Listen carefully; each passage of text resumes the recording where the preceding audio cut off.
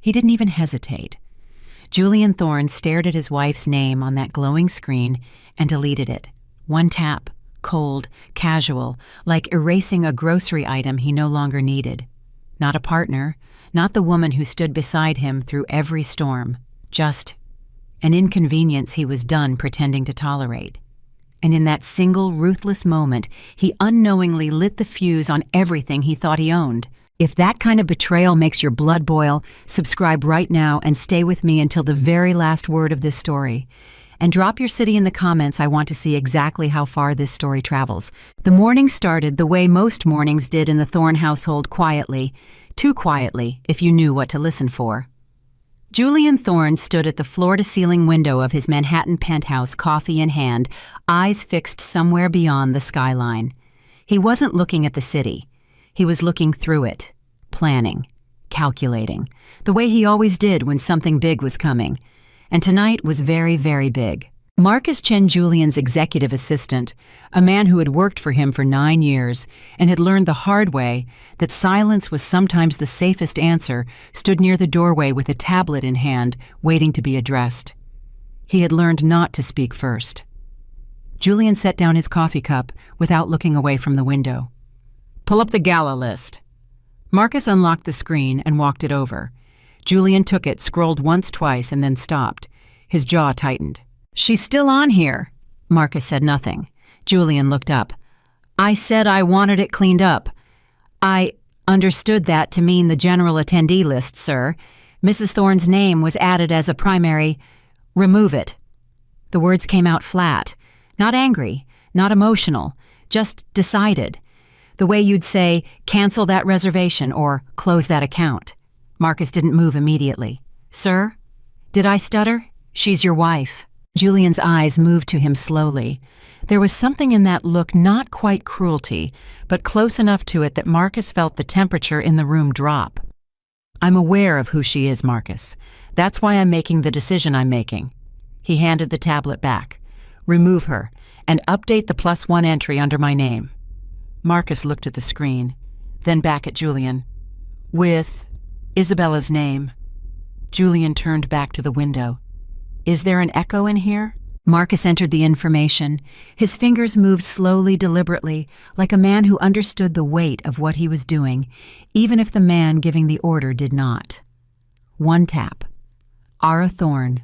Removed. He set the tablet back on the desk. Julian picked it up, glanced at it once, and for the briefest moment Marcus watched his face. Watched for something, a flicker of doubt, a shadow of hesitation. Nothing, just relief. Like a man who had finally gotten around to fixing a problem that had been annoying him for months. "Finally," Julian muttered, tossing the tablet onto the desk. "Now tonight will look right." Marcus stood very still. "Sir," he said carefully, "if Mrs. Thorne receives the access notification, she won't understand what it means. She might ask, and I'll tell her it was an administrative update. She doesn't follow these things closely. She never has."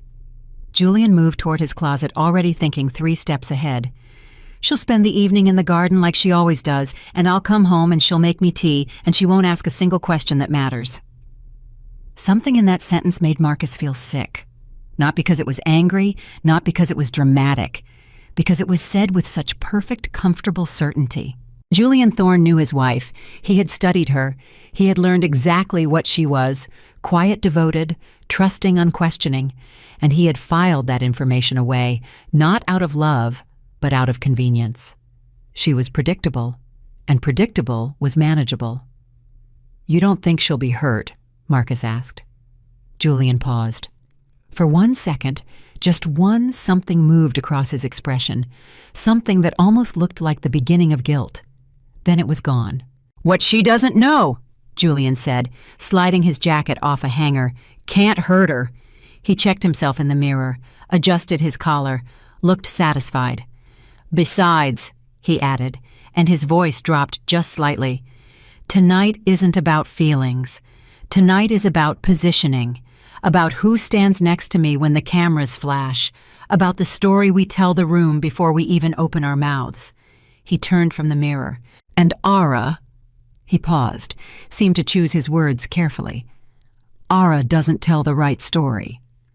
Marcus said nothing, because there was nothing safe left to say. Julian picked up his phone, sent a message presumably to Isabella, and walked out of the room without another word. Marcus stood in the empty office for a long moment. He looked at the tablet, at the name that was no longer there, and he thought he has no idea what he just did. He didn't know why he thought it. He had no reason to believe it was anything more than a gut feeling, the kind that whispers at you when you witness a moment you can't quite explain. But it stayed with him. Long after he left that room, it stayed. Across the city, nearly 200 miles south in the quiet, sun-drenched garden of the Thorne estate in Connecticut, Aara, Thorne was on her knees in the soil. She was planting, not because she had to, not because someone expected it, but because this was the one place in her entire carefully constructed life where she felt completely, honestly real. The garden didn't care who her husband was. The soil didn't know her net worth. The roses she tended with her own hands every single morning didn't need her to perform anything. They just needed her to show up. She pressed her fingers into the dark earth, working around the roots of a climbing rose she'd been nurturing for 3 years. It was almost ready to bloom. She'd been patient with it. She was good at being patient. Her phone sat face down on the garden bench beside her. She'd turned the notifications off hours ago. Mornings were hers. That was the one rule she'd set for herself and never broken. Until her phone buzzed, then buzzed again. She ignored it the first time. The second time, something made her reach for it. Not urgency, just instinct. The kind you develop after years of paying closer attention to the world than the world ever pays to you. She turned the phone over. One notification. System alert from Aurora Event Management Platform. Automated security log. She read it once, then again. Access revoked. Guest credential. Thorne A authorization processed by J. Thorne. Timestamp 9:47 a.m. The garden went quiet. Or maybe it had always been quiet, and she was only just now hearing it. Aara sat back on her heels. Her hands, still dark with soil, rested on her thighs. She read the notification a third time, not because she didn't understand it, but because some part of her was giving herself the grace of one more moment before the understanding fully landed. He removed her. From the gala, from his event, from the list of people whose presence he deemed acceptable to acknowledge in public. Her husband had looked at her name, and decided with the casualness of someone canceling a subscription service that she didn't belong there. The warmth in her eyes didn't disappear all at once. It faded, slowly, like sunlight moving behind a cloud. And what was left underneath was not grief. It was recognition. "What did you do?" she whispered. Not a question, a statement. Said in the tone of a woman who had suspected this moment might come and had simply been waiting with enormous patience to see exactly what shape it would take. She stood up, brushed the soil from her hands, looked at the house behind her, the enormous, beautiful, immaculate house that Julian had bought to project success and that she had filled with living things to make it feel like a home. She thought about all the mornings she had made him coffee before he woke up.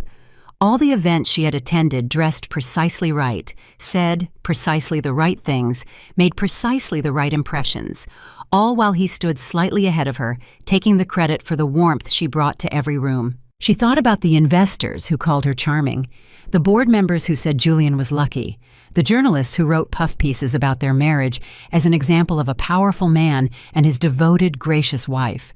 She had played that role so perfectly, so completely, that even Julian had forgotten it was a role.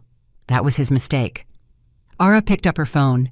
She didn't open her regular apps. She didn't call a friend. She didn't text Julian demanding an explanation. She pressed her thumb to a small icon buried inside a folder. Inside another folder, an app with no name. Just a black screen that bloomed gold the moment it opened. One word, Aurora. She pressed it. Sebastian. The call connected in half a second. Less. "Yes, madam." His voice was low and steady, the voice of a man who had been waiting not for her to call, but for this specific call for a very long time. "He removed me," Aara said. There was no dramatics in her voice, no trembling, no fury, just the clean, quiet weight of a fact being stated by someone who knows exactly what to do with it. A pause on the other end. Brief. "We saw the log the moment it was processed," Sebastian said. "Are you asking us to intervene?" Aara was quiet for a moment. She walked slowly toward the house, her bare feet moving across the warm stone path. "No," she said. Sebastian waited. "Not yet." She stepped through the back door into the cool interior of the house, into the kitchen that smelled like the coffee she'd made before Julian had woken, drank and left without saying thank you. "What are your instructions?" Sebastian asked. Aara moved through the kitchen, into the hallway, up the stairs. "Tell me what's on the guest list," she said. Papers rustled softly on Sebastian's end, though Aara suspected he didn't actually need papers. Sebastian remembered everything. Sterling Holdings will have representatives there, 3 of the Meridian board members, the Langley Group's entire executive team, half the Cavendish family, several international investors Julian has been courting for the Northgate acquisition. The press pool includes 8 major outlets. A pause. Isabella Vance is listed as Julian's primary companion for the evening. Aara stopped at the top of the stairs, closed her eyes for exactly 2 seconds, opened them. "How long has that been scheduled?" "The name was added 4 days ago," Sebastian said. "The removal of your name occurred this morning." So he'd had a plan. He hadn't acted on impulse or convenience. He had thought about this, arranged it. And then this morning, with the calm efficiency of a man who felt entirely entitled to his choices, he had cleaned up the last loose end. Her. Aara, Sebastian said, and the fact that he used her name rather than her title told her he was speaking now not as her chief of operations, but as someone who had known her for a very long time. Say the word, and none of it happens. The Northgate acquisition evaporates. The Sterling deal dissolves before it begins. We can remove him from every room that matters before the night is over. Aara was quiet. Then slowly she smiled. Not the soft, easy smile she wore at Julian's events. Something older than that, quieter, more dangerous. "No," she said again. She moved down the hall. "Then what?" Sebastian asked. "He wants to walk into that room tonight and feel like the most powerful man there." She stopped in front of a particular section of wall at the end of the upstairs corridor. To anyone else, it looked like the rest of the wall. White, clean, unremarkable. He wants to stand next to Isabella and have the room respond to them like a matched set. He wants the investors to see authority. He wants Sterling to see control. Her fingers found the small, nearly invisible seam in the wall. "He's spent years building an image," she continued. "Tonight he thinks he's going to show everyone what that image looks like at full power." She pressed. The panel clicked. The wall slid open. Not a closet. A room. Full-length mirrors. Custom shelving. Pieces that had never been worn to any of Julian's events because they were never meant for Julian's world. They were meant for hers. "Let him have his entrance," Aara said. "Let him smile for the cameras. Let him tell everyone I wasn't feeling well, that this isn't really my scene, whatever lie he's already prepared." Sebastian said nothing, listening. "And then," she said, stepping into the room, "we walk in." A long pause. "How should we list you on the arrival protocol?" Sebastian asked. Aara reached out and touched the sleeve of a gown deep midnight blue silk, and structured and absolutely devastating, that had been waiting for exactly this kind of night. "Not as his wife," she said. "Then how—" She turned to face the full-length mirror at the center of the room. The woman looking back at her was not the woman Julian Thorne had removed from a guest list that morning. The woman in the mirror was not quiet or soft or invisible. She was none of those things. She had never been. "As chairman," Aara said. Sebastian exhaled, not in surprise, but in something that sounded very much like satisfaction. "Understood. Everything will be prepared." "I know," she said. "It already is." She hung up the phone and stood there for a moment, just her and the mirror and the silence of a house that had never really known who lived in it. Then she got to work. Because Julian Thorne was about to learn something that no amount of money, influence, or carefully curated guest lists could protect him from. He was about to learn what happened when the woman he had underestimated his entire marriage stopped pretending to be small, and she was going to teach him personally, in front of every person whose opinion he had ever cared about, in front of the cameras he loved, in front of the investors he needed, in the room he thought he owned. Julian Thorne didn't know it yet, but he hadn't removed Aara from the list. He had removed himself from the only protection he had ever had, and tonight that protection was gone. Back in Manhattan, Julian's afternoon moved at the pace of a man who had already mentally claimed his victory. He met with his PR team at 2. They walked through the evening's talking points, the positioning around the Northgate acquisition, the narrative he wanted the press to carry by morning. He was energized, focused, sharp in the way he only got when something significant was within reach. At 3:30, Isabella arrived at his office. She was everything Julian had decided he needed tonight. She was polished, educated, fluent in the language of boardrooms and power. She knew how to enter a room, how to hold a conversation with investors, how to make a man look good simply by standing next to him. She was in Julian's very deliberate calculus the right image. "You look tense," she said, setting her bag on the chair across from his desk. "I look focused," he corrected. She smiled, the practiced, knowing smile of someone who had been in Julian's orbit long enough to understand that pushing back on him was a game only worth playing when the stakes were low. "The Sterlings are going to be there tonight." "I know. Arthur Sterling specifically asked about you at the Langford dinner last month." Julian looked up. "What did he say?" "He said he'd heard you were impressive." She paused. "He also said he'd heard your wife was charming." A flicker of something moved across Julian's face. He smoothed it away. "Aara won't be there tonight." Isabella studied him for a moment. "Does she know that—" "She knows what I've told her." Another pause. "And what have you told her?" Julian leaned back. "That the event is a closed executive function, private, that it wouldn't make sense for her to attend."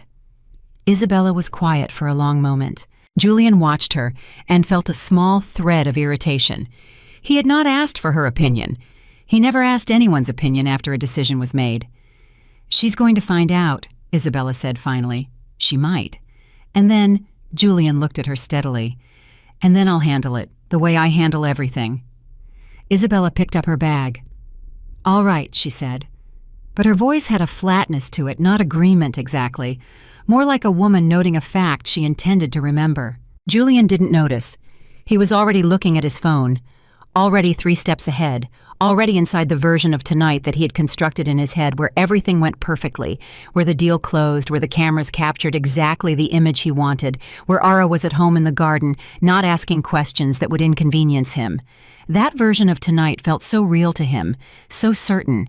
He had no idea it was about to be dismantled piece by piece, starting the moment those doors opened, starting the moment the room went silent, starting the moment a woman he had spent years reducing to the margins of his own story walked back in, not as a margin, not as a footnote, as the headline. Marcus called at 5:15. Julian answered on the second ring. "We have a situation," Marcus said. Julian went still. "Define situation."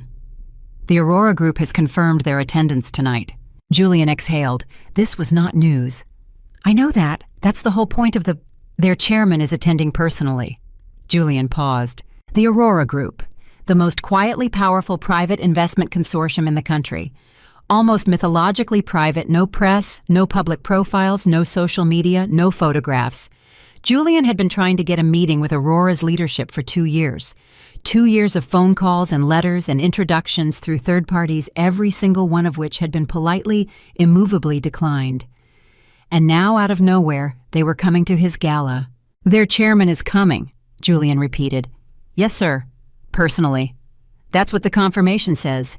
Julian stood up from his desk, moved to the window. "Do we have a name?" A beat of silence on Marcus's end, and Marcus was not a man who paused unnecessarily. "No confirmed name on the public profile," he said carefully. "The Aurora Group operates with—" "I know how they operate," Julian said. "Everyone knows how they operate. They're ghosts. That's what makes them—" He stopped, pressed his fingers to the glass, felt the city humming below. "That's what makes them Aurora." His mind was already running calculations. If the Aurora chairman was coming tonight, coming to his gala, that was not a coincidence. That was a signal, an opening, the kind of opportunity that happened once, maybe twice in a career. Tonight just got more important, Julian said. Yes, sir, Marcus said. And again that pause. What? Julian said. Nothing, sir. Marcus. It's nothing. I'll have everything coordinated on this end. Julian hung up. He stood at the window for another long moment. The city spread out below him, glittering and indifferent. He didn't feel the wrongness of the morning's decision. He didn't feel the weight of the name he'd deleted. He felt only the electric, self-assured thrill of a man who believed completely, absolutely, that the night ahead belonged to him. He was wrong. But he wouldn't know that. Not yet. Not until the doors opened. Not until the room went silent. Not until the woman he had erased from his list walked back in and took everything. The limousine pulled up to the Meridian Grand at exactly 7:42 in the evening. Julian stepped out first, then Isabella, her hand finding his arm with the practiced ease of someone who had rehearsed this exact moment. The cameras were already waiting. The flashes started before his foot even hit the pavement. He smiled. God, he loved this part. Julian over here. Mr. Thorne, who are you wearing tonight? Is it true the Northgate deal closes this week? He moved through the questions like water moving through a familiar current. Smooth. Controlled. He gave them just enough a half answer here, a confident smile there, a well-placed pause that made everything he said feel more significant than it was. 15 years of public-facing performance had made him almost disturbingly good at this. Isabella stayed half a step behind him, exactly where he'd positioned her. Not too close, not too distant. The image was clean.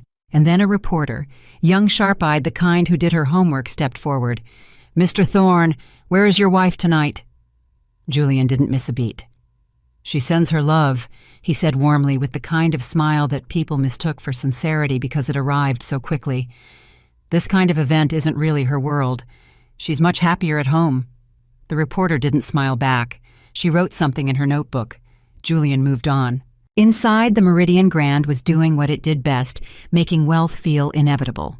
The room hummed with conversation, the particular low-register buzz of people who were important and knew it, and were waiting for someone even more important to arrive so they could recalibrate accordingly. Julian worked the room like he'd built it. He moved from cluster to cluster with the efficiency of a man who measured every interaction against its return on investment. He remembered names flagged, deals dropped, the right references laughed at the right moments. Isabella moved with him, holding her champagne with exactly the right amount of ease, asking exactly the right questions when a conversation needed oxygen. She was good at this. Julian had to give her that. At 8:15, he spotted Arthur Sterling near the east end of the room. Arthur Sterling was 71 years old, had the posture of a man who had never once apologized for taking up space, and controlled more capital than most small nations. He was also notoriously difficult to impress. He had heard every pitch, seen every performance, and developed over 7 decades of business, a finely tuned instinct for detecting the gap between what a man said and who he actually was. Julian straightened slightly as he approached. Arthur. Sterling turned, looked at Julian, then at Isabella, then very deliberately at the space beside Julian where someone else was notably absent. Julian. His handshake was firm, brief. Good turnout tonight. The response exceeded expectations, Julian said. Sterling accepted a fresh glass from a passing server without looking at it. Your wife isn't here. Not a question. Julian gave the same smooth answer he'd given outside. She prefers quieter evenings. Sterling looked at him for a moment that lasted just slightly too long. I've met Aara twice, he said. She struck me as someone who preferred exactly the rooms she chose to walk into. A pause. Not the ones she was kept out of. Something cold touched the back of Julian's neck.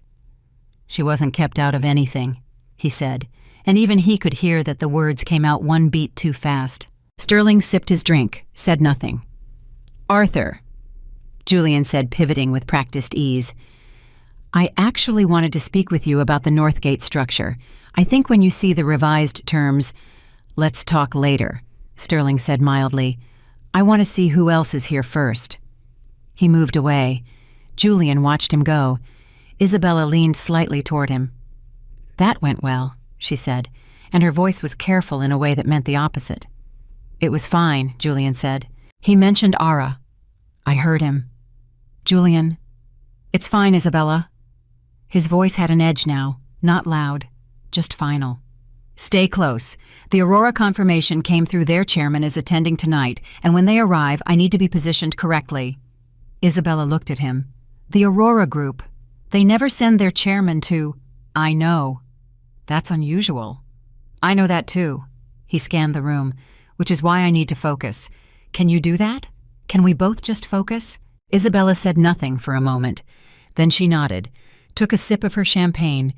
But something had shifted in her expression, something that had been hovering at the edges all evening, finally settling into a kind of quiet certainty, like she was watching a man walk toward a cliff's edge and had decided somewhere in the last 30 seconds that she wasn't going to be the one to warn him. At 8:47, Marcus appeared at Julian's elbow. Sir. Julian turned. Marcus's face was controlled, but there was something underneath it, a tension that didn't belong to the normal logistics of an event like this. What? The Aurora arrival has been confirmed for 9 o'clock. Good. That's what we planned. Yes, sir. Marcus hesitated. There's been an update to the arrival protocol. What kind of update?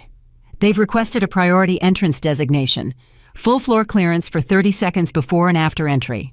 Julian stared at him. That's a head of state protocol. Yes, sir? For a private investor. For the Aurora chairman, Marcus said carefully. Julian was quiet for a moment. Something was pinging at the edge of his awareness, not quite alarm, not quite recognition, just a persistent low-frequency wrongness he couldn't locate the source of. Do we have a name yet? Marcus's jaw moved almost imperceptibly. The arrival manifest lists one name, he said. Primary guest Aurora Group, Thorne A. Julian blinked. That's a coincidence. Yes, sir, Marcus said, and his voice was completely, utterly neutral. It could be. Julian looked at him for one long second, then he turned back to the room. Make sure we're positioned near the main entrance at 9. I want to be the first person the Aurora chairman sees when those doors open.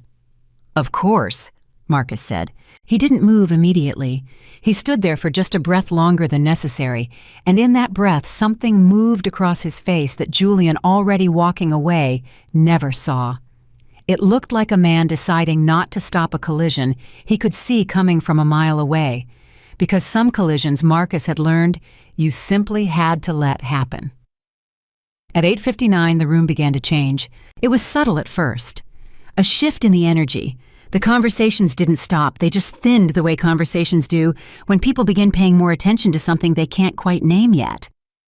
Heads turned toward the main entrance, not all at once, gradually, the way a tide turns. Julian was standing 20 feet from the doors. He had his champagne. He had Isabella. He had his talking points. He had the confident, collected posture of a man who believed with every fiber of his considerable ego that this was his moment. The lights near the entrance brightened slightly, part of the priority protocol. Then the head of venue security spoke quietly into his earpiece, and the two large doors at the main entrance were pulled open from the outside. An announcement, not the usual slightly bored MC voice, but someone else, someone with the kind of voice that carried weight, said calmly into the room, "Please welcome the founder and chairman of the Aurora Group." The room went still. Not quiet. Still. There is a difference. Quiet is the absence of sound.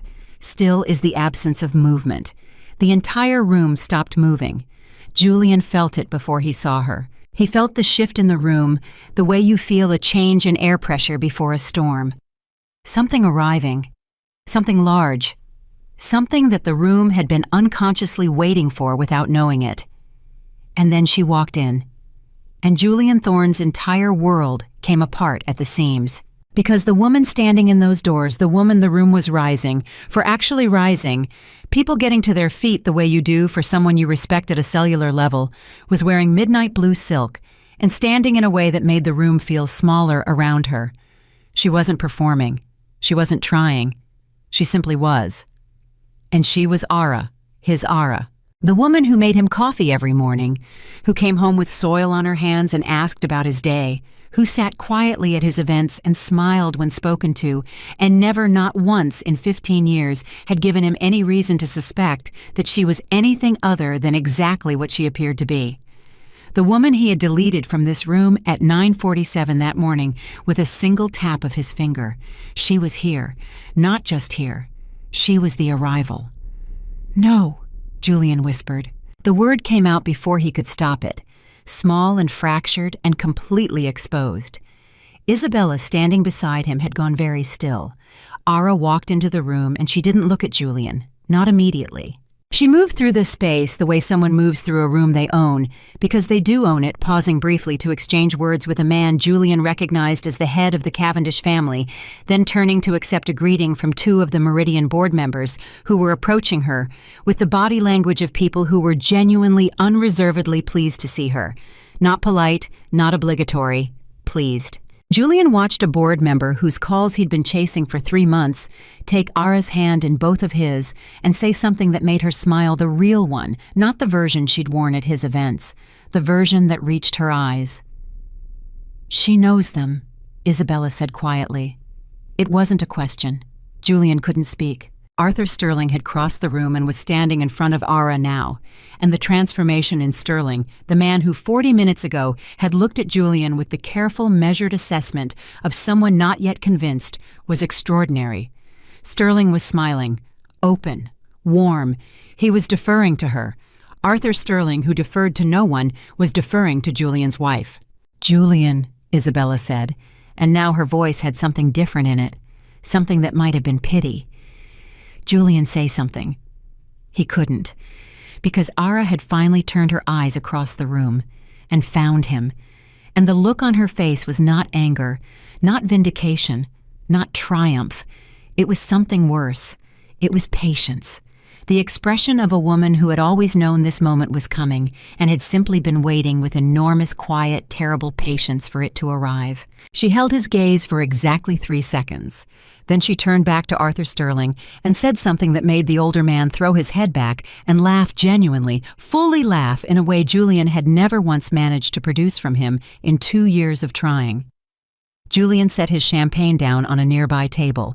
His hand was not steady. "She's the chairman," he said. The words felt strange in his mouth, foreign. "She's Aara, is the Aurora chairman." Marcus appeared at his shoulder, quietly, the way Marcus always materialized when things were going wrong. "Sir?" "How long?" Julian said. Marcus was quiet. "Marcus, how long has she—" "I don't have that information," Marcus said, which Julian understood suddenly and completely to mean, "I'm not going to be the one to tell you this." "She built it," Julian said, and he could hear something strange in his own voice, something thin and high and very far from the confident, commanding tone he had been using all evening. "She built Aurora." He said it the way a man says something he already knew deep and wordless and buried, but refused to look at directly. Because looking at it would have required admitting something he was not capable of admitting, that Aara Thorne had been for her entire marriage far more powerful than he was, and she had hidden it from him, not out of weakness, out of choice. Across the room, Sebastian materialized at Aara's shoulder, a tall, composed man in his 50s, with the bearing of someone who had spent decades operating at the highest levels of something and had nothing left to prove to anyone. He handed Aara a single card, which she glanced at briefly before passing to Arthur Sterling. Sterling read it, his eyebrows moved. Then he nodded once with the gravity of a man receiving confirmation of something significant. Julian watched this exchange from across the room and felt for the first time, in as long as he could remember, the particular vertigo of a man who has walked into a room expecting to be the most powerful person in it and discovered too late that he had never even been close. A journalist had appeared near Aara, not pushing, almost respectful. The journalist asked something, and Aara turned to answer, and Julian could read her lips clearly enough to make out 3 words. Tonight was scheduled. She had planned this. Not reactively, not in the hours since he'd removed her name that morning. She had known this moment was coming, had built toward it methodically and deliberately, and had simply been waiting for Julian to take the final step that would make it complete. And he had taken it. This morning, at his desk, with one tap. "She let you do it," Isabella said. Her voice was very quiet. She wasn't talking to Julian specifically. She was thinking out loud in the way people do when a truth arrives so fully formed that they need to say it to hear how it sounds. She knew you would, and she let you. Julian said nothing, because there was nothing left to say. The announcement had been made.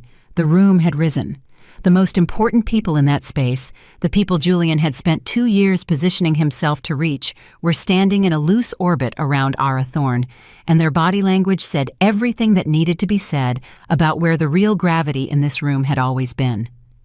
And then Aara moved. She walked across the room with the same unhurried, absolute certainty she'd entered with. People made space without being asked. Conversations paused.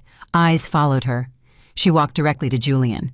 She stopped in front of him, and up close enough that he could see the small diamond earrings he had never once noticed she owned, close enough to see that her expression was completely, almost eerily composed up close, the full weight of what had happened pressed down on him like something physical. "Hello, Julian," she said. Her voice was the same. That was the worst part. It was the same voice, the same woman who made him coffee and tended her roses and asked gentle questions about his day. The same voice, and yet it was coming from somewhere so far outside the version of her he had constructed in his head that he felt the floor shift slightly beneath him.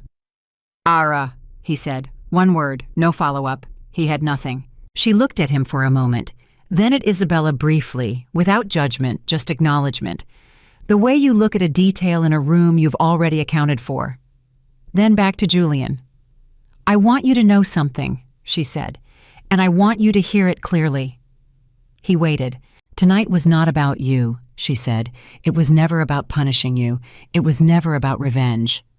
She said the word the way you say the name of something small and insufficient. "It was about a decision I made a long time ago. That when you finally showed me who you really were, not the version you perform for cameras, but the real version, I would be ready." Julian swallowed. "I've been ready," she said, "for longer than you know." A pause. "And now I'd like to speak with Arthur." She turned. She walked away. And Julian Thorne stood in the center of the room he had believed was his, surrounded by the people he had spent years trying to impress, and felt the specific, irreversible devastation of a man who has just understood too completely too late that he had never been the architect of anything. He had been a guest, in her story, the whole time. Isabella picked up her champagne from the table beside her, took a slow, deliberate sip, set it down again. "I'm going to call a car," she said. Julian didn't respond. "Julian." "Go ahead," he said. She looked at him for one more moment, and there was something in her expression, not cruelty, but honesty, the clear-eyed honesty of a woman who had been watching the cracks in his foundation all evening and had just watched it give way. "For what it's worth," she said quietly, "I don't think she's doing this to hurt you." "Then what is she doing?" His voice came out rough. Isabella glanced across the room at where Aara stood relaxed and luminous and completely in her element. Arthur Sterling beside her, the entire room tilted gently in her direction. "She's just being herself," Isabella said, probably for the first time in a very long time. She left. Julian stood alone, and the room moved around him, warm, animated, full of conversation and deals and introductions, and the pleasant electric hum of important things being decided, and none of it included him. Not because they had excluded him, because he had never been the center of it. He had only ever believed he was. And somewhere across that room, Aara Thorne laughed at something Arthur Sterling said, and it was the freest sound Julian had heard in 15 years of marriage. Julian didn't move for a long time after Isabella left. He stood in the same spot, same posture, same expression, or what was left of it. Around him, the room continued its elegant, indifferent motion. Glasses clinked. People laughed. Deals were being discussed in the low, unhurried tones of people who had no doubt about the outcome. The Meridian Grand was doing exactly what it had been built to do, hosting the convergence of power and money and ambition, and it was doing it beautifully. Julian was simply no longer at the center of it. He had arrived tonight believing he was the sun around which this particular system revolved.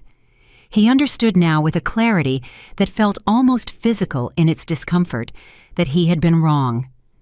Not slightly wrong, not wrong in the way that could be corrected with a conversation or a better strategy next time.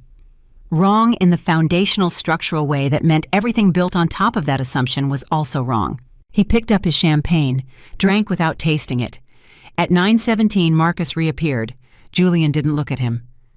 "How long did you know?" Julian asked. Marcus was quiet for a beat. "Know what specifically, sir?" "Don't do that." Julian's voice was low and controlled. "Don't manage me right now. I'm not asking as your employer. I'm asking as a man who needs to understand what just happened to him." Another pause. Longer. "I didn't know she was the chairman," Marcus said, and his voice, stripped of its professional coating, sounded genuinely careful. "I had suspicions over the years, things that didn't add up. Phone calls she took outside, trips she described as visits to her sister that lasted longer than they should have. The way certain people looked at her at events, not like a man's wife, but like someone they were trying to place in a context they recognized." Julian listened. "But I told myself it wasn't my business," Marcus said. "And honestly," he stopped. "Honestly what?" "Honestly, sir, I think I was afraid of what it would mean if I was right." Julian finally turned to look at him. Marcus met his gaze without flinching. "She's been running Aurora for how long?" Julian asked. "Based on what I've been able to piece together in the last hour," Marcus said quietly. "I believe she founded it 11 years ago." 11 years. Julian did the math without wanting to. 11 years ago, he and Aara had been married for 4 years. He had just closed his first major acquisition.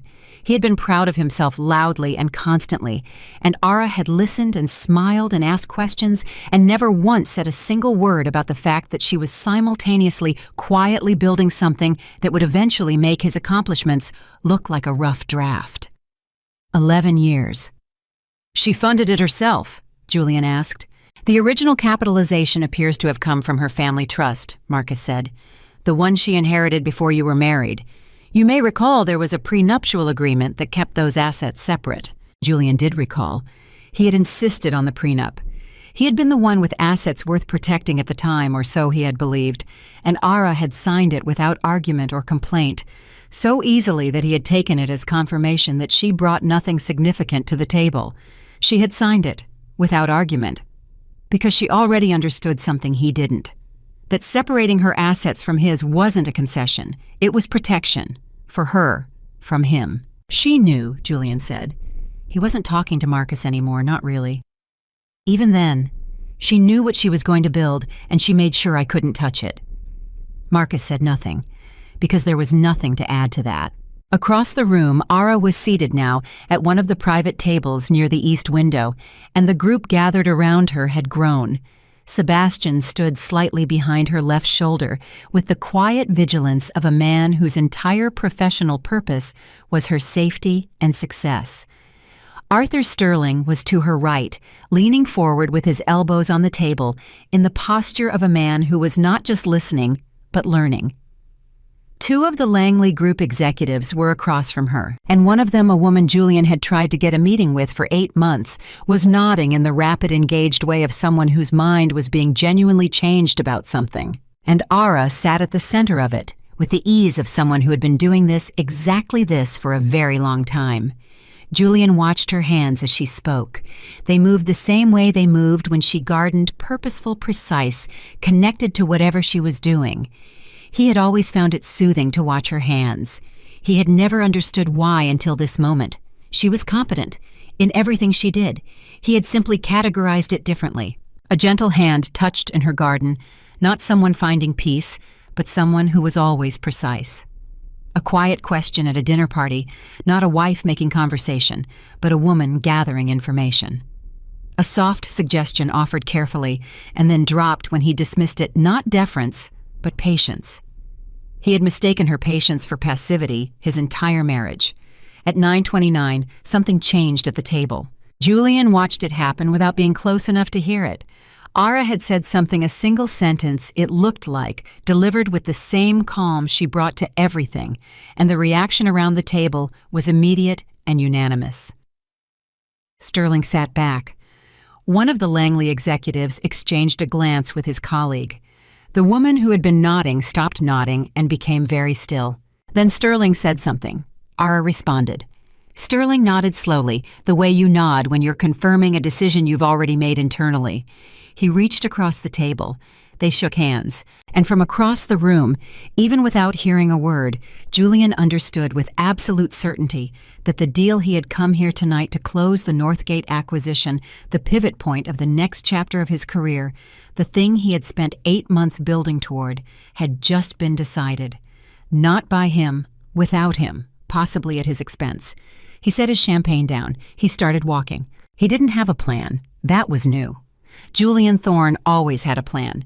He moved through every room in his life with a clear objective and a mapped route toward it.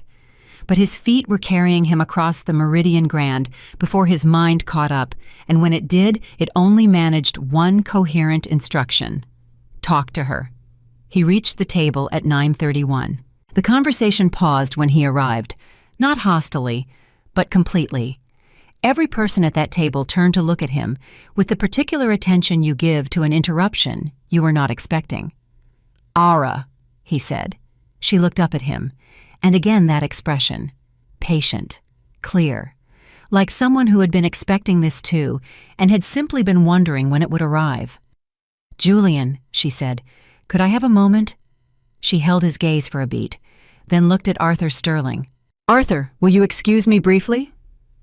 Sterling looked at Julian, then back at Aara. Of course.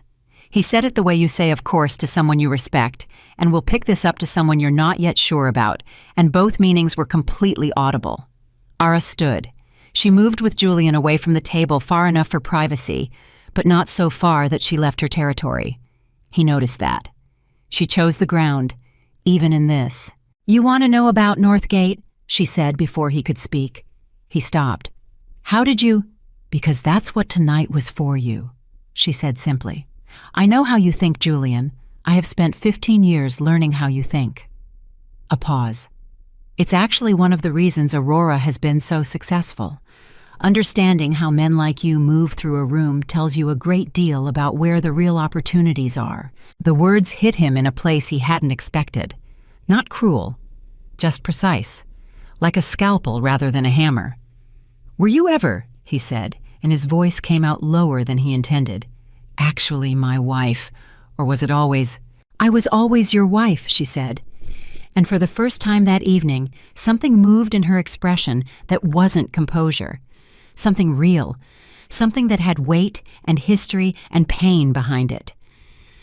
I was your wife completely. I cooked your meals and managed your household and sat beside you at every event and believed for a very long time that you saw me. She paused. I stopped believing that about 3 years ago. Julian felt that land. What happened 3 years ago? She looked at him steadily. You gave an interview, a profile in the journal. The journalist asked you to describe your support system. You said Marcus. You said your board. You said your own persistence. She paused. You talked for 45 minutes about the architecture of your success, and you did not say my name once. Julian opened his mouth, closed it, because he remembered that interview. He remembered it going well. I was home, Aara said, reading it on my laptop, in the kitchen, while the coffee I'd made you that morning was still sitting in the pot. Another pause. I finished reading it. I closed the laptop, and I went into my office, the one you thought was a reading room, and I called Sebastian. And I said it's time to move faster. The silence between them was enormous. You built Aurora before that, Julian said. I built Aurora to have something that was mine, she said. I moved faster after that interview because I understood something I'd been avoiding, that I had already disappeared for you, and that if I didn't choose my own moment to reappear, I would simply stay gone.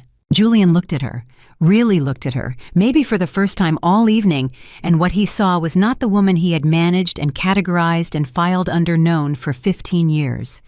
What he saw was someone he had never actually let himself see clearly. Someone who had been standing directly in front of him, fully formed and extraordinary, and whom he had chosen not to look at, because looking would have required adjustment. It would have required him to be less. He had not been willing to be less. "The Northgate deal," he said finally, because he was still Julian Thorne, and some defaults don't disappear in a single evening. "You're going to block it." Something shifted in her expression. Not quite amusement, not quite sorrow. "I'm not going to block it," she said. He waited. "Aurora is going to acquire it," she said. "Directly." The sterling handshake you just watched from across the room was the final confirmation. She looked at him calmly. "The Northgate sellers have been in conversation with my team for 6 weeks. Your approach came in 3 weeks ago.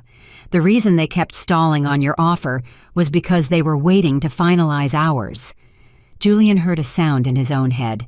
Not quite a ringing, more like the particular silence that follows something loud. 6 weeks, he said. 6 weeks, she confirmed. "You knew I was pursuing it." "Yes."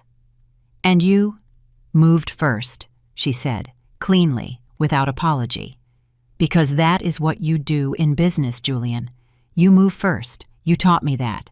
You said it at dinner years ago. I remember, because I wrote it down." A pause. "I wrote a great many things down." He stared at her. "What do you want?" he said. "From tonight, from this. What is it that you actually want?" Aara was quiet for a moment, and in that moment he could see her deciding how honest to be.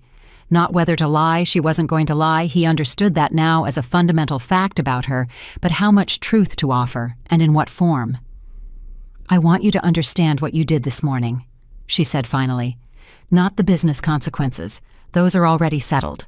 I want you to understand what you did when you removed my name from that list." Julian said nothing. "You didn't remove a guest," she said. "You removed a person. You made a decision about who I was allowed to be in a room in a context that I had as much right to as you did. And you did it without a conversation, without a thought, without even the basic courtesy of a phone call." Her voice stayed level, steady, but underneath it now was something real and unfiltered. "You deleted me, Julian, like I was a typo. Like 15 years was an administrative error you finally got around to correcting." He felt something in his chest crack open. Not guilt exactly, or not only guilt. Something larger and harder to name. The specific grief of a man who is understanding too late and too completely the size of what he had and the carelessness with which he held it. "Aara, I'm not finished," she said quietly. He stopped. "I am not telling you this because I want an apology," she continued. "I'm telling you this because I want you to carry it. Because the version of you that existed this morning, the version that looked at his wife's name and felt relief when he deleted it, that version of you is going to keep making that choice with every person who trusts you, and every time you do it, you will lose something you cannot buy back." She paused. "I want you to understand that, not for my sake, for yours." Julian stood with that for a moment. "That sounds like something you'd say to someone you still care about," he said. Aara looked at him for a long moment. "It is," she said simply. Then she turned. She walked back toward the table, back toward Sterling and the Langley executives, and Sebastian, and all the extraordinary machinery of the life she had built with her own hands while he was busy being impressed with himself. Julian stood alone again. But something had changed in the last 4 minutes. Not fixed, not resolved. Changed. The way a bone changes after a break, it heals differently, and you carry the history of the fracture and the density of it forever after. He became aware slowly that the room around him was behaving differently than it had an hour ago. The people who had sought him out when he arrived, the eager handshakes, the angled approaches, the name drops timed for maximum effect, had redistributed. They were gravitating toward the table where Aara sat, not away from him out of hostility, away from him out of gravity. She was the gravity in this room now. She had probably been the gravity for longer than tonight, in more rooms than he knew, and he had simply never been positioned to see it because she had always made sure he was comfortable and prominent and facing the right direction. She had managed him. The thought arrived with a clarity that should have been infuriating and instead felt almost like wonder. She had managed him the same way he managed Marcus, with patience and foresight and the quiet confidence of someone who understood the terrain better than the person they were guiding. She had kept him comfortable, kept him facing the light, made sure he felt like the most important person in whatever room they were in together, and he had accepted it without questioning it because it matched what he already believed about himself. At 9:51, a journalist he didn't recognize approached him. Young, recorder already out, the specific energy of someone who smells a story. "Mr. Thorne, can I ask how it feels to be at an event hosted by your own wife?" Julian looked at her. "She didn't host the event," he said. Reflex. The journalist looked at her recorder, back at him. Aurora Group is listed as the primary sponsor and organizational host for tonight's gala. That was updated in the event registry at, she checked her notes, 7:04 this evening. Julian went completely still. 7:04. Before he had arrived. Before he had walked the red carpet and answered questions and smiled for photographs. While he was still in the car telling Isabella how perfectly tonight was going to go. "The venue," he said, and he heard his own voice come out oddly distant, like he was listening to himself from another room. "She said she bought the venue." The journalist's eyes sharpened. She did. The Meridian Grand was acquired by an Aurora Group subsidiary at 6:45 this evening. Cash purchase. She paused. "Did you not know that—" Julian looked across the room, at his wife. At the woman who had not only arrived at his gala and eclipsed him in front of every person who mattered, but had bought the building first, so that when she walked through those doors, she wasn't arriving as a guest who had been uninvited. She was arriving as the owner, coming home. And every step he had taken tonight, every handshake and camera flash and carefully positioned moment had happened inside her house. "No," Julian said to the journalist very quietly. "I didn't know that." The journalist wrote something down. Julian stopped looking at her. He looked at Aara, and Aara, from across the room, as if she had felt his gaze with the precision of someone who had always known where he was standing, looked up. Their eyes met, and she held it for exactly 1 second, then looked away, back to her table, back to her world, the one she had built without him, the one that had existed fully formed and extraordinary right beside his the entire time. And Julian Thorne understood something then that he would spend the rest of his life trying to fully absorb. The most powerful person he had ever known had shared his home, his table, his bed, and his name for 15 years. And he had looked at her every single day, and never once actually seen her. Julian didn't sleep that night. He sat in the back of his car while the driver moved through the emptying streets of Manhattan, and he stared at nothing and felt the particular exhaustion of a man whose entire understanding of his own life had been rearranged in the span of 3 hours. Not destroyed, rearranged, which was somehow worse, because destruction you could walk away from. Rearrangement meant you had to stay and live inside the new shape of things. His phone had 47 notifications. He didn't open a single one. He already knew what they said. The journalists who had been at the gala would be filing their pieces. The Aurora Group acquisition of Northgate would be the headline. Aara's name would be in every one of them. Chairman, founder. The woman who had quietly built the most influential private investment group in the country while living in a house that her husband believed was his. His name would appear in those articles too, as her husband. That was the new architecture of things. The car stopped in front of the penthouse. Julian got out, rode the elevator up in silence, walked through the front door into an apartment that had always felt large and now felt cavernous in a way that had nothing to do with its square footage. He poured himself 2 fingers of scotch he didn't touch. He sat on the couch in the dark. And for the first time in 15 years of marriage, Julian Thorne tried to remember the last time he had asked his wife how she was doing and actually waited for the answer. He couldn't. He was still sitting there when his phone rang at 12:41 in the morning. He looked at the screen. Marcus. He answered. "It's late," Julian said. "I know. Marcus said. "I wouldn't call if it wasn't important." "What is it?" A pause. The kind Marcus used when he was choosing words with more care than usual. "The Northgate sellers released a statement 40 minutes ago," Marcus said, "confirming the Aurora acquisition. They included a quote from their CEO. What did he say? He said, and I'm reading directly, "We had multiple strong offers on the table. We chose Aurora because of the clarity of their vision and the integrity of their leadership. We knew from our first conversation with Chairman Thorne that this was the right partnership." Julian absorbed that. "Chairman Thorne," he repeated. "Yes." Another silence. "He didn't specify which Thorne," Julian said. "No," Marcus said. "He didn't need to." Julian set the phone down on the cushion beside him, pressed his palm flat against his forehead, felt the specific weight of a man who had spent his entire career being the thorn that people meant when they said, "Thorne understanding," that this had shifted tonight in a public, permanent, and completely irreversible way. "Marcus," he said. "Sir." "When you removed her name from the list this morning." He stopped, started again. "When I told you to remove her name, you hesitated." Silence. "Yes," Marcus said. "You knew something." "I suspected something," Marcus said carefully. "There were patterns. Things I noticed over the years that I filed away because they didn't have a context I could put them in. Tonight, they have a context. Why didn't you say anything?" The pause this time was longer, more honest. "Because you wouldn't have heard it," Marcus said. "Not the way you were thinking this morning. You'd made the decision. You'd already moved past it. Anything I said would have been noise." Another beat. "And honestly, sir, I think part of me believed she could handle it, whatever it was, whatever it meant. I believed she could handle it." Julian was quiet. "Yeah," he said finally. "She could."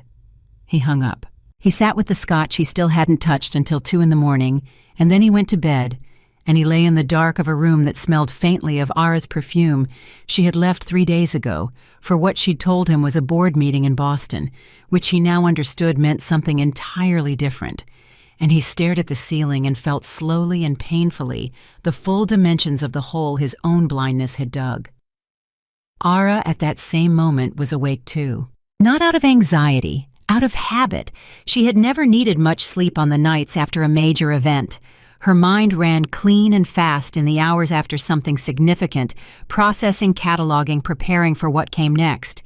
Sebastian had always said she was never more alive than in the 24 hours following a win. She sat at the small desk in her suite at the Carlisle. She had not gone to the penthouse, had not intended to, and she went through the event in her mind, the way she went through every event she ran. Not emotionally, strategically. What had landed? What had needed adjustment? Who had surprised her? Arthur Sterling had surprised her. Not with his response, she had anticipated that, but with the speed of it. He had made the decision before she finished her second sentence. That told her something about how long he had been waiting for the right signal to move. The Langley executives had been easier than expected, the woman specifically. She had heard of Aara through channels Julian had no knowledge of, had been waiting for an introduction for 2 years, and when it finally came, she had been ready. These were things Julian had never known about, would never have guessed. He had built his entire understanding of his wife around what she showed him, and she had shown him something careful and considered and deliberately limited, and he had accepted it as the whole picture. That was the part that still settled somewhere deep and sad inside her even tonight, even after everything. After, not anger, something older than anger. Grief maybe for the marriage they might have had if Julian had ever once looked at her, really looked, and said, "Who are you actually? Tell me." He never asked. That was the truth at the center of everything. Not that he was a bad man, not entirely, but that he had never been curious about her. Not in the real way, not in the way that required him to sit with her answer and let it change something in him. She picked up her phone. Sebastian had sent a briefing summary. She read it quickly. Clean, thorough. He had already been fielding press inquiries for 3 hours. The narrative was forming correctly. Aurora Group chairman leads landmark acquisition. Personal angle being handled with discretion. She had asked him to keep Julian's name out of the press statements where possible, not out of protection, out of irrelevance. His name didn't belong in this story. She set the phone down, looked at the window, thought about the garden at home, the climbing rose that was almost ready to bloom. She would go back for that, not for anything else, for that. Her second phone, the personal one, the number only a handful of people had buzzed. She looked at the screen. Julian. She stared at it for 2 full rings. Then she answered. "It's late," she said. Exactly what he had said to Marcus an hour before, though she didn't know that. "I know." His voice was different, stripped of the performance coding it always carried. Just his voice, tired and low and honest in the way voices get when a person has nothing left to manage. "I'm not calling to argue." "I know you're not," she said. A pause. "The Carlisle," he said, not quite a question. "Yes." "You've been planning tonight for a while." "Yes." Another pause. "How long?" he asked. Aara considered this. Not whether to answer, but how much of the answer to give, and in what form. "The specific timing of tonight was set 6 weeks ago," she said. "When the Northgate conversation with the sellers reached a stage where I knew a public announcement was close. I wanted the announcement to happen in a room where I could control the context. And I handed you the room," he said. "You handed me the reason," she said gently. "The room I already had." He made a sound that wasn't quite a laugh and wasn't quite the opposite of one. "The venue," he said. "You bought the venue." "I bought the venue 3 weeks ago," she said. "It had been on the market for a while. Good bones. You knew I was going to use it." "I suggested it to Marcus 6 months ago," she said quietly, "as a venue option for your annual gala. I told him the acoustics were exceptional and the sightlines were good for large events. He brought it to you as his own recommendation." The silence that followed this was very long. Julian absorbed it. She had placed the venue. She had known he would use it. She had bought it. She had waited. She had let him plan his entire evening inside a building she owned, and she had never said a word, and she had done it all so quietly and completely that he had never felt the walls being built around him. "That's extraordinary," he said finally. And there was something in his voice she hadn't expected. Not bitterness, something closer to genuine awe. "I learned from you," she said. "You used to say never let them see the preparation, only the result." "I say that about business," he said. "I know," she said. Another pause. "Aara." He said her name differently than he had at the gala, not the fractured, barely controlled version, something more careful, like a man handling something he finally understood was fragile. "What happens now?" She had been expecting this question. She had thought about how to answer it since before tonight, since before the event, since long before the morning. He had removed her name from a list and sealed something between them that had been loosening for years. "That depends on you," she said. "On me." "Yes." "Tell me what it depends on," he said. And the fact that he asked instead of assuming that he stopped and waited for her answer was in its small way the first real thing he had done all evening. Aara leaned back. "It depends on whether the man on the phone right now is the man you actually are," she said, "or whether he's just the man you become when you've lost something and you want it back." Julian was quiet. "Because those are very different men," she continued, "and I have spent 15 years being married to one of them and pretending not to notice the absence of the other." "Which one were you married to?" he asked. "The performer," she said, simply, without malice. "The man who is extraordinary in a room full of people who need something from him. The man who is brilliant at the architecture of success. The man who could walk into any boardroom in the country and command it." A pause. "And who came home to me every night and never once thought to ask who I was when the room was empty." She heard him breathe. "I didn't know to ask," he said. "I know." "That's not an excuse." "No," she agreed. "It isn't." Another silence. Longer. The kind that has weight. "Are you filing for divorce?" he asked. His voice was level, but underneath it she heard something raw, something real. Aara closed her eyes for a moment. When she opened them, she looked at her own reflection in the dark window across the room. The woman looking back at her was tired, not from tonight, from longer than tonight, from years of being excellent at something invisible. "I haven't decided," she said honestly. "What would change your mind?" "The truth," she said, "about who you are when you're not performing, whether you're capable of that, whether you even know what that looks like." He didn't answer immediately, and she noticed that. Noticed that he didn't rush to fill the silence with assurance or promise or the smooth, reflexive confidence he deployed like a tool for every situation. He sat in the silence, held it. "I don't know if I know what that looks like," he said finally. Something shifted in her chest. "That," she said quietly, "is the most honest thing you've said to me in years." He was quiet again. "Go to sleep, Julian," she said, not unkindly.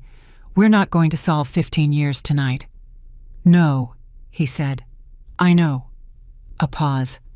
"The climbing rose," he said, out of nowhere. Aara stopped. "What?" "In the garden, the one near the east wall. You've been working on it for 3 years. Is it going to bloom this season?" She sat very still. He had noticed. She had not known he noticed. "Yes," she said. Her voice was slightly different now. Smaller maybe, more honest. "I think this is its year." "Okay," he said. "Just that." "Okay." She stayed on the line for another moment, not speaking, both of them in their separate silences, in their separate rooms, in the same enormous city that had never once stopped moving around them while their marriage quietly and precisely came apart. Then she hung up and sat for a long time with the phone in her hand, thinking about a climbing rose, thinking about what it meant that he remembered, thinking about whether remembering was enough, or whether it was the first inch of a very long road. She didn't know yet. That was honest. She had built an empire on honesty, on seeing things clearly, on refusing to let sentiment overwrite fact. And the fact was that she didn't know. What she did know was this. Tomorrow the press would run their pieces. The Northgate acquisition would be official. Her name, her own name, earned and true, would be in every financial publication in the country by morning. Not as someone's wife, not as a footnote, as the story. And whatever happened next with Julian, with the marriage, with the careful and complicated architecture of a life that was now publicly and permanently hers, she would navigate it the same way she navigated everything, with patience, with precision, and with the absolute bedrock certainty of a woman who knew exactly what she was worth.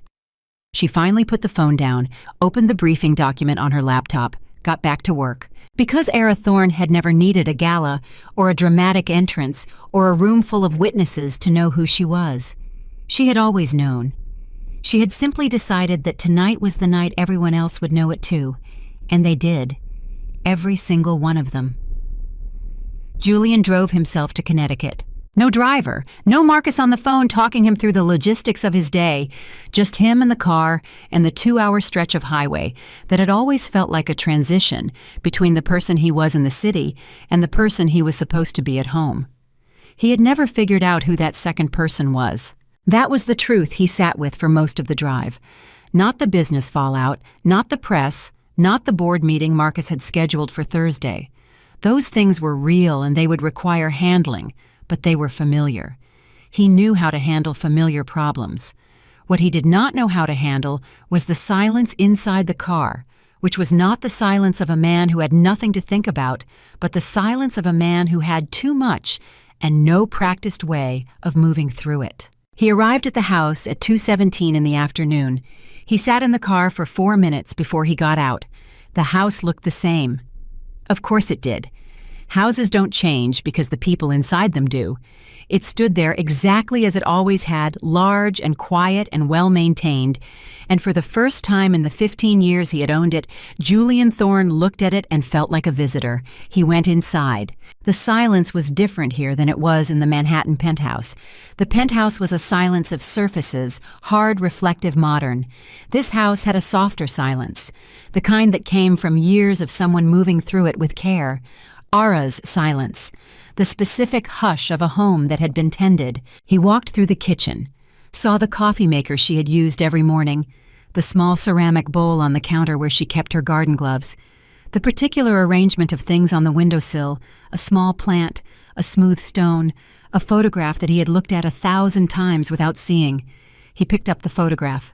It was from early in their marriage, not a posed shot. Someone had caught them at a dinner, heads close together, Aara mid-laugh at something he had said. He was looking at her in the photograph, actually looking at her, with the particular focused warmth of a man who is paying attention. He studied his own face in the photograph for a long time, trying to remember when he had stopped looking at her like that. He couldn't find the exact moment. That was the thing about the slow erosions. They didn't announce themselves.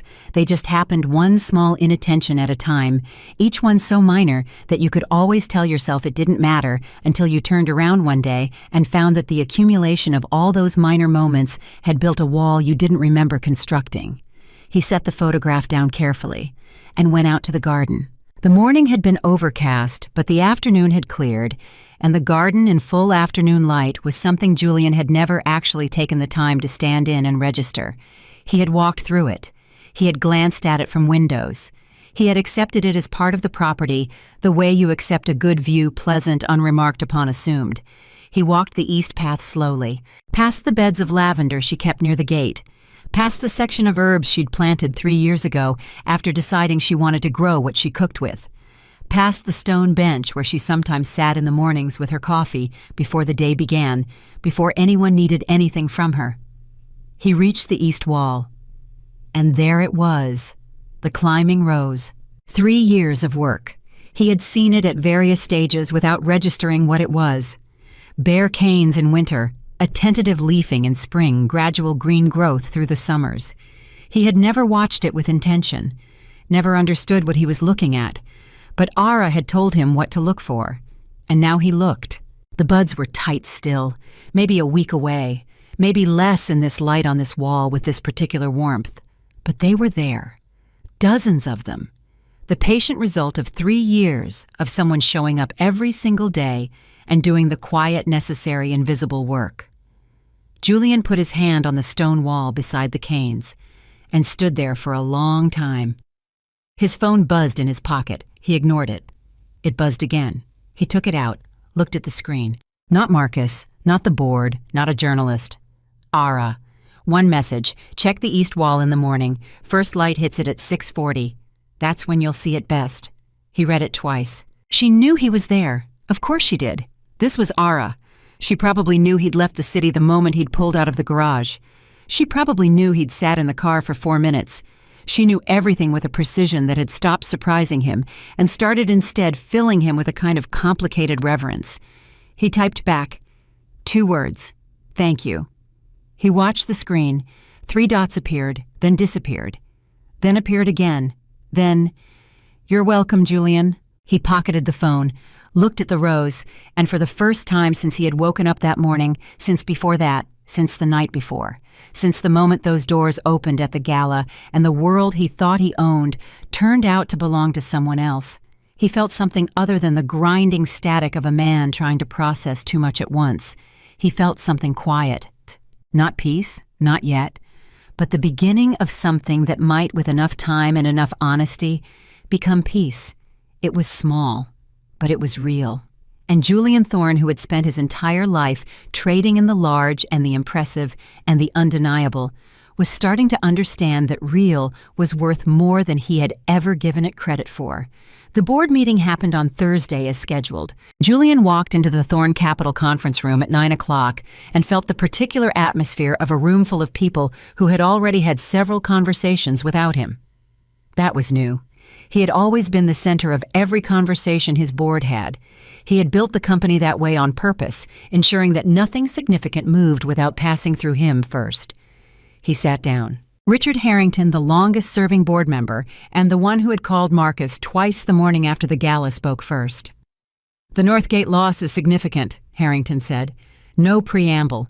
He was 74 and had run out of patience for softening language about a decade ago. "We want to understand what happened." "Aurora moved faster," Julian said. "Better terms, cleaner structure, longer relationship with the sellers." "How did Aurora develop a relationship with the Northgate sellers before we did?" Julian looked at him steadily. "Because Aurora's chairman had been in contact with them for 6 weeks before our approach. She identified the opportunity earlier." "She," said a board member near the end of the table, a woman named Patricia Voss, who had joined the board 2 years ago and who Julian had always privately considered the sharpest person in the room besides himself. She said it not as a question, but as a note. "Aara Thorne," Julian said. He kept his voice level. "My wife, the founder and chairman of the Aurora Group." The room absorbed this. Harrington put his pen down. "Your wife," he said. "Yes." "Built Aurora." "Yes." "And has been operating it for 11 years without your knowledge." "Yes," Julian said, for the third time. Each one costing something, but costing it cleanly. No deflection, no reframe. He had decided somewhere on the highway to Connecticut 2 days ago that the only way through this particular fire was directly. "Yes, I didn't know. I should have. I didn't." Patricia Voss looked at him. "How many of our stalled deals in the last 18 months were lost to Aurora?" Julian had spent Wednesday night going through the records with Marcus. He had a number. He said it. The room went quiet in a different way than before. Harrington picked his pen back up, put it down again. "That's not a small number." "No," Julian said, "it isn't." "And your wife?" Harrington caught himself. "The Aurora chairman. Does she intend to continue competing directly with Thorne Capital?" "Aurora operates independently," Julian said. "Chairman Thorne's business decisions are hers to make." He heard himself say her title, Chairman Thorne, and it felt strange and correct at the same time, like something that had always been true being said out loud for the first time. "The legal separation of assets is already documented," Julian continued. "Aurora and Thorne Capital have no financial entanglement. What happened in those deals happened in the open market." He paused. "We were outcompeted. The answer to that is to compete better, not to look for someone to blame." Patricia Voss made a small sound, not quite a laugh, more like recognition. Harrington looked at Julian for a long moment. "You've changed your tone," he said. "Not an accusation, just an observation from a man who had known Julian Thorne for 14 years. "I'm working on it," Julian said. The meeting lasted 2 more hours. By the end of it, they had restructured the approach to 2 remaining pipeline deals, identified 3 new opportunities that Aurora had not yet moved on, and had an honest conversation about the firm's competitive intelligence, or lack thereof, that Julian would not have been capable of leading 48 hours ago. Harrington shook his hand at the door. "The rose," he said. Julian looked at him. "Saw the profile on your wife this morning," Harrington said without elaboration. "She mentioned once in an interview years ago that she had a garden. She said a garden teaches you that the most important work happens before anything is visible." He walked out. Julian stood at the conference room door and held that sentence. The most important work happens before anything is visible. 11 years of it, right beside him. And he had never looked. 3 weeks passed. Julian stayed in Connecticut. He had not planned to. He had simply not left. And 1 day had become 3, and 3 had become a week. And a week had become the shape of his days without him formally deciding on it. He drove into the city twice for meetings. He called Marcus every morning. He did the work that needed doing. But he came back to the house each evening. And every morning at 6:40, he was at the east wall. The rose bloomed on a Tuesday. He almost missed it. He had been on a call with London standing near the kitchen window, and he glanced toward the garden, and something in his peripheral vision made him stop mid-sentence and say quietly but firmly, "I'll call you back." He went outside without his jacket. The first bloom had opened overnight, just one at the highest point of the canes where the morning light arrived first. Deep pink, almost red at the center, opening outward into something softer at the edges. More followed over the next hour as the light moved down the wall, each one opening at its own pace in its own time, because that was what they did. That was what 3 years of patient daily invisible work looked like when it finally arrived. Julian stood at the wall and watched it happen. He took one photograph. He sent it to Aara without any text. He waited. 7 minutes later, his phone rang. He answered. Neither of them spoke for a moment. Then Aara said, "It's beautiful." "Yes," he said. Another pause, softer than the pauses of the previous weeks. "How long have you been watching it?" she asked. "Since 6:40, he said. "Every day since I got here." He heard something shift in her breathing. Small, But he was paying attention now. He caught it. "You've been there 3 weeks," she said. "Yes." "You didn't tell me you were staying." "I didn't know I was staying," he said. "And then I was." A pause. "The lavender is going to need cutting soon," she said. "The section by the gate. If you leave it too long after it peaks, it gets woody." Julian looked toward the gate. He had noticed the lavender. He had been noticing things. "I'll take care of it," he said. Silence again, but not the heavy kind, the kind that had breathing room in it. "Aara," he said. "Yes." "I'm not asking for anything," he said. He chose each word carefully, the way she had always chosen her words with him, and he understood for the first time what that kind of care actually cost. "I'm not calling in anything or trying to rebuild something before we've—" He paused. "I just want you to know that I see it, what you built, who you are, what I didn't look at." He paused again. "I see it." The line was quiet. "I know," she said. "I know you do." "Is that enough?" he asked. "Not yet," she said, honest and direct and still somehow gentle. "But it's real, and real is where things start." He exhaled. "Real is where things start," he repeated quietly. "Yes." The following Monday, Julian did something he had never done in 15 years of running Thorne Capital. He called his assistant, not Marcus, but his personal scheduler, and he cleared his afternoon. No meetings, no calls, no strategy sessions. 4 hours, his. Then he drove to the Aurora Group offices on 53rd Street. He did not have an appointment. He told the receptionist his name and said he wasn't there to see the chairman. He asked if Sebastian was available. Sebastian appeared 6 minutes later. He looked at Julian with the same steady, assessing gaze as their last meeting, waiting. "I'm not here to negotiate," Julian said. "I'm not here to ask for anything regarding Aurora or the business or any of it." Sebastian waited. "I'm here because I want to understand something," Julian said. "And you're the person who can tell me, because you've known her for 9 years and you see her clearly, and you're not going to soften it for me." Sebastian considered him for a moment, then gestured toward a small conference room off the reception area. They sat. "What do you want to know?" Sebastian said. "Is she happy?" Julian asked. Sebastian was quiet for a long moment. "She's free," he said finally. "Whether that's the same as happy, I think she's still finding out." Julian nodded. Does she... He stopped. Tried again. "Does she talk about me?" "Yes," Sebastian said. Julian waited. "Not the way you might expect," Sebastian said. "Not with anger. Not with..." He chose the word. "Satisfaction. She talks about you the way you talk about something complicated that you haven't finished processing. With care." A pause. "She's careful with you, even now." Julian felt that go somewhere deep. "She doesn't have to be," he said. "No," Sebastian said. "She doesn't, but that's who she is." He looked at Julian. "That's always been who she is. You just weren't watching closely enough to see it." Julian sat with that. "I'm watching now," he said. Sebastian studied him. "Yes," he said finally. "I believe you are." The twist that no one saw coming arrived on a Thursday morning 6 weeks after the gala. Julian was in Connecticut at the kitchen table, going through the revised pipeline documents Marcus had sent when his phone rang. Unknown number. He answered out of habit.